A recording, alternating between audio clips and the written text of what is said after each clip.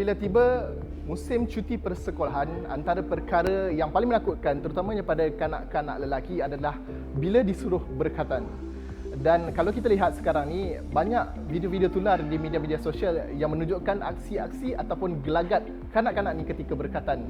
Berkhatan ataupun lebih dikenali sebagai bersunat, selain dituntut agama, ia juga adalah salah satu cara untuk kita menjaga kebersihan fizikal. Dan untuk mengetahui dengan lebih lanjut tentang perkara ini, bersama dengan saya dalam segmen Kesihatan.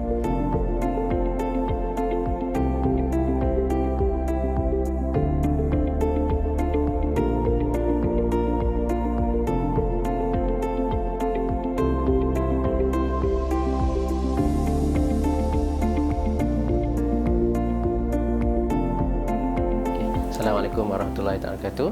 Nama saya Dr. Saleh bin Abdul Aziz Muhammad Saleh bin Aziz. Saya pakar bedah Hospital Islam Al-Azhar.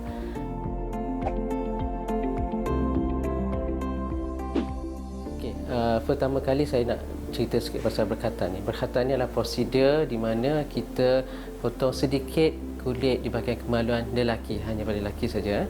Jadi kenapa kena potong kulit ni? Disebabkan kulit ni yang kecil menyebabkan ada air kencing yang tertinggal di bahagian hadapan, menyebabkan dia bersolat tak suci. Jadi bila tak suci, solat dia tak sah.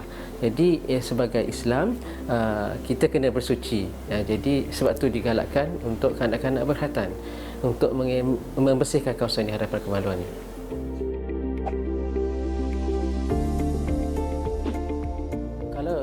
Cerita pasal umur untuk berkhatan ni, kita ada dua aspek.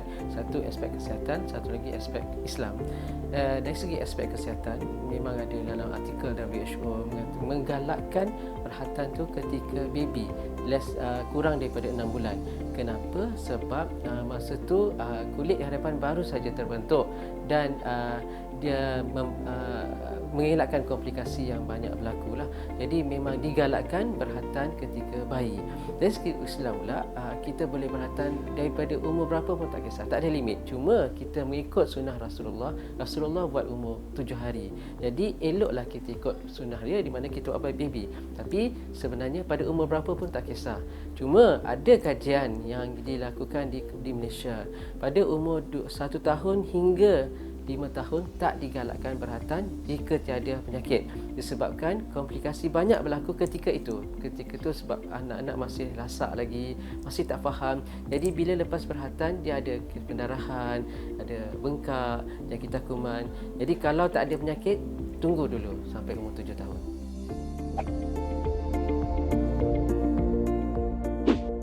Kita tengok balik pada hukum berkhatan, khususnya mereka yang ada penyakit yang kecacatan kekal, Down syndrome, autism kan.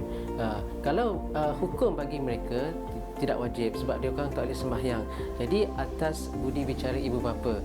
Tapi andai kata mereka boleh diajar sembahyang dan boleh bersuci, maka hukumnya sama macam orang kanak-kanak biasa. Okey, bagi kanak-kanak autism dan Down syndrome ni, dia orang tak boleh mengikut arahan. Kadang-kadang especially penyakit ADHD pun dia tak boleh mengikut arahan. Jadi amat sukar untuk lakukan prosedur berkhatan dengan kaedah bius setempat. Kita galakkan bius penuh supaya dia tenang dan komplikasi ketika prosedur itu kurang. Dan yang paling penting, kanak-kanak ni dia ada repetitive memory, memori yang berulang. Jadi dia trauma kepada mereka. Jadi bila kita buat prosedur mendatangkan trauma dan tak elok untuk dia. Jadi digalakkan untuk bius penuh untuk kanak-kanak yang seperti ini.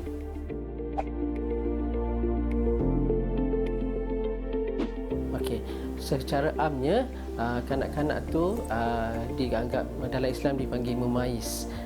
Bila tahap memayis tu kita rasa dia dah bersedia untuk berkhatan. Tahap memayis ni tak ikut umur. Ada yang umur 10 tahun pun belum memayis, ada yang umur 6 tahun sudah memayis. Jadi mak bapak je kenal. Bila anak dia dah kenal tahu erti bersih, erti tanggungjawab, erti nak solat, masa tu dia dah bersedia. Dari segi perubatan memang kita umur tak kisah, boleh. Memang ada efek, khususnya pada mental psikologi dia anggap trauma pada dia kan. Bila ingat bila jumpa doktor je sunat sakit, itu je dia akan ingat. Bila jumpa doktor sunat sakit dia akan lari. Jadi benda tu dia akan ingat sampai dia dewasa. Tak elok juga. Jadi eloklah ibu bapa beri persediaan awal khususnya pada psikologi, semangat, mental, spiritual, dan fahamkan apa itu kebersihan, tanggungjawab untuk solat, tanggungjawab meninggalkan apa jadi kalau meninggalkan solat. Itu yang paling penting daripada prosedur berkatan itu sendiri.